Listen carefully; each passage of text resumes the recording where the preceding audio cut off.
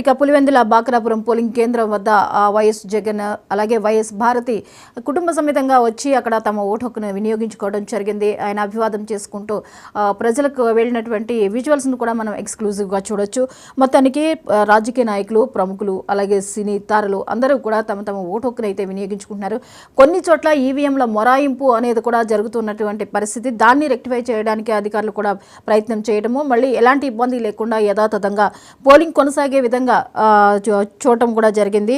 అలాగే అన్నమయ్య జిల్లాలో కొద్దిపాటి ఉద్రిక్త పరిస్థితులను అయితే మనం చూస్తున్నాం. రైల్వే కోడూరు వద్ద జనసేన ఏజెంట్లను ఎవరో కిడ్నాప్ చేశారన్న వార్త అయితే కలకలం రేపుతోంది. ఇక దీని మీద కూడా మరికొంత సమాచారం మనకి అందాల్సి ఉంది.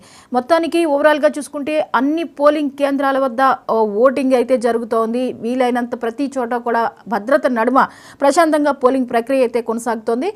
ఇంతకు ముందే సీఎం జగన్, వైఎస్ భారతి కుటుంబ సమేతంగా వచ్చి పులివెందుల బాక్రాపురం పోలింగ్ కేంద్రం వద్ద తమ ఓటు హక్కును వినియోగించుకున్నటువంటి పరిస్థితి.